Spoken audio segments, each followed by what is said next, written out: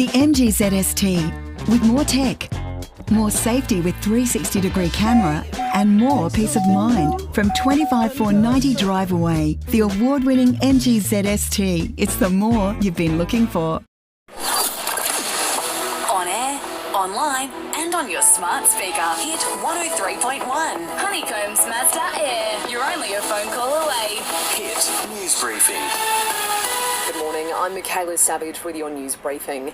The death toll following the cyclone disaster in New Zealand has risen to 9, while there's fears for others who are still unable to be contacted. New Zealand Prime Minister Chris Hipkins is warning there's likely to be dramas with essentials as the North Island continues its long road to recovery. We do need to prepare ourselves for the fact that it is going to disrupt some parts of our food supply. Things like fruit and vegetables and other goods that we're used to getting from these regions are likely to be affected. An Aussie contingent of specialist first responders have landed across the ditch to help with local authorities. Back home, Aussies in parts of the country are set to swelter through the rest of the day. Temps are predicted to get into the high 30s and even mid-40s in some areas, with the heatwave conditions affecting both western and southern states. The Bureau of Meteorology is advising people to stay indoors in air conditioning where they can. A massive investment into sport infrastructure in Queensland ahead of the 2032 Brisbane Olympics is being welcomed. The federal and state governments collectively putting in $7 billion towards a whole host of projects. Close to $3 billion of that will go towards rebuilding the Gabba. Cricket Australia says it's a huge win for the sport. Briefly, World Pride has officially kicked off in Sydney with the raising of the Pride flag above Town Hall last night.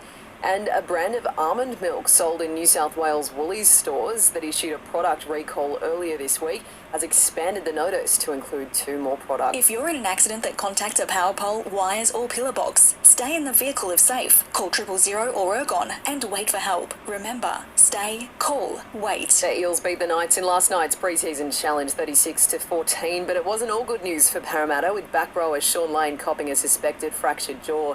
Later, the Seagulls beat the Roosters 28-16, but Manly wasn't immune to injury concerns either. Josh Schuster appearing to hurt his knee and Morgan Harper walking off with a limp. And in the second test in Delhi, India will start day 2 on none for 21, trailing Australia by 242 runs. Dave Warner will be assessed by Danny South and New